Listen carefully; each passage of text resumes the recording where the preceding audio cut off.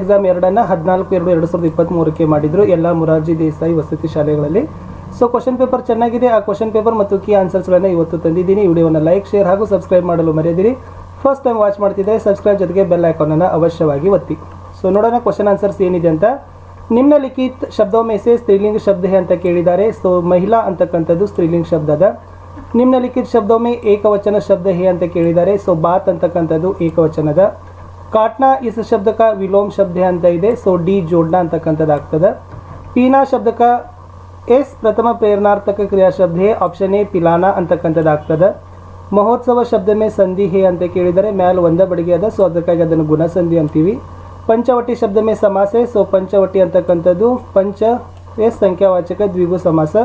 प्राचीन काल में नारी के प्रति श्रद्धा एवं भक्ति डैश भावना थी ಅಂತ ಇದೆ. ಸೊ ಆಪ್ಷನ್ ಎ ಕೀ ಅಂತ ಬರ್ತದೆ.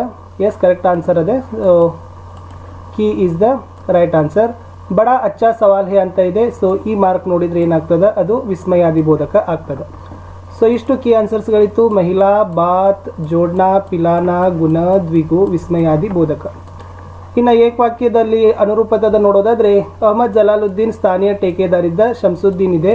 ಸೊ ಅಲ್ಲಿ ಅಖಬಾರೋಂ ಕೆ ವಿತರಕ್ ಅಂತ ಬರ್ತದೆ. ಸೊ ಅದೇ ಇರ್ಬೋದು, ಅಖಬಾರೋಂ ಕೆ ವಿತರಕ್ ರೈಟ್ ಆನ್ಸರ್. ನೆಕ್ಸ್ಟ್ ಪಹಲೆ ದಿನ ಚಪ್ಪಲೆ ಗಾಯಬ್ ಥಿ, ತೀಸರೆ ದಿನ ಏನಂತ ಕೇಳಿದ್ದಾರೆ. ಸೊ ತೀಸರೆ ದಿನ ಕಂಬಲ್ ಗಾಯಬ್ ಥಿ. ಮೈಸೂರು ರಾಜಮಹಲ್ ಇದೆ. ವಿಜಯಪುರದಲ್ಲಿ ಏನಿದೆ ಅಂತ ಕೇಳಿದ್ದಾರೆ. Gol Gumbaz. So Gol Gumbaz is the right answer. ಚುಗಲಿ ಕರ್ನೆ ವಾಲ ಬಲರಾಮ್ ಹೇ, ಚುಟಕಿ ದೇಕರ್ ಹಸ್ನೆ ವಾಲೆ ಯಾರು ಅಂತ ಕೇಳಿದ್ರೆ ಗ್ವಾಲ ಬಾಲಕ್ ಅಂತ ಹೇಳ್ತಾರೆ. ಸೊ ಗ್ವಾಲ ಅಂತಕ್ಕಂಥದ್ದು ರೈಟ್ ಆನ್ಸರ್ ಇತ್ತು. ಇನ್ನು ಒಂದೇ ವಾಕ್ಯದಲ್ಲಿ ಉತ್ತರಗಳನ್ನು ಬರೀಬೇಕಿತ್ತು. ಬಸಂತ ಅವ್ರ ಪ್ರತಾಪ್ ಕಹಾ रहते थे ಅಂತ ಇದೆ. ಸೊ ದ ಆನ್ಸರ್ ಇತ್ತು ಭೀಕು ಅಹಿರ್ ಕೆ ಘರ್ ಮೇ रहते थे ಅಥವಾ ಅಹಿರ್ टीले में रहते थे ಅಂದ್ರೂ ಕೂಡ ಆಗ್ತದೆ. ಲೇಖಕ್ ಪರ್ಸಾಯಿ ಜಿ दूसरे दर्जे में सफ़र क्यों करना चाहते थे ಅಂತ ಇದೆ. ಸೊ ತಮಗೆ ಉತ್ತರ ಗೊತ್ತಿದೆ ವಿದ್ಯಾರ್ಥಿಗಳೇ.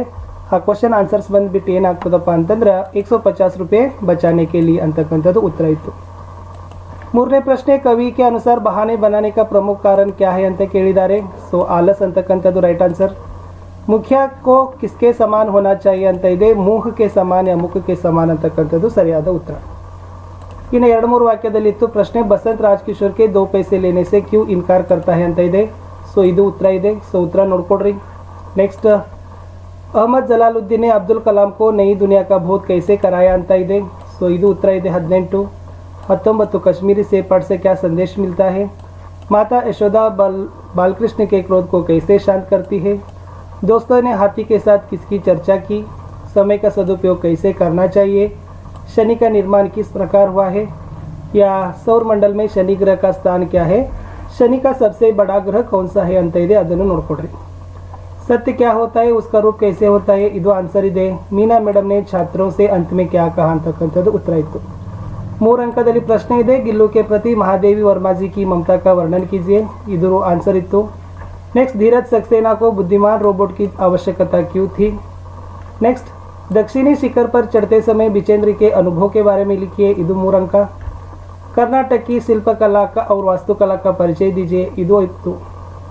नेक्स्ट बाल शक्ति टोली ने आदर्श गांव बनाने के लिए क्या क्या कार्य किए. पद्य में मातृभूमि के स्वरूप कैसे वर्णन किया गया है.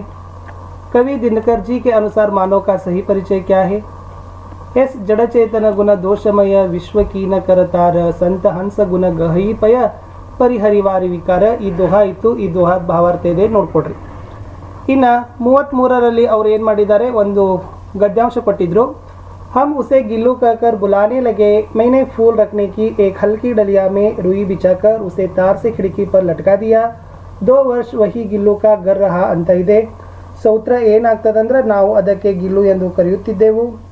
ನಾನು ಹೂಗಳು ಇಡುವ ಒಂದು ಹಗುರವಾದ ಬುಟ್ಟಿಯಲ್ಲಿ ಹತ್ತಿಯನ್ನು ಹಾಸಿ ಅದಕ್ಕೆ ತಂತಿಯಿಂದ ಕಿಡಕಿಗೆ ನೇತಾಕಿದೆ.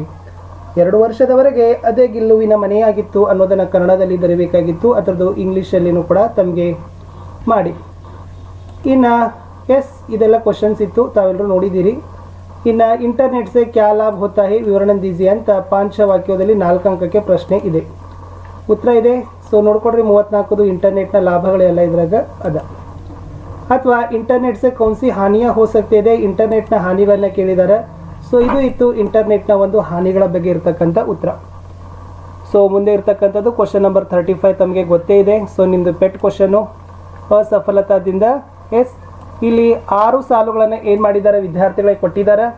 ಆ 6 ಸಾಲುಗಳನ್ನು ನಾವುಗಳು ನೋಡೋದಾದರೆ ಎಸ್ असफलता एक चुनौती है इसे स्वीकार करो क्या कमी रह गई देखो और सुधार करो जब तक न सफल हो नींद चैन को त्यागो तुम संघर्ष का मैदान छोड़कर मत भागो तुम कुछ किए बिना ही जय जयकार नहीं होती कोशिश करने वालों की कभी हार नहीं होती ಅಂತಕ್ಕಂಥ ಪದ್ಯ ಇತ್ತು. ಇಷ್ಟು ಬರಿಬೇಕಿತ್ತು.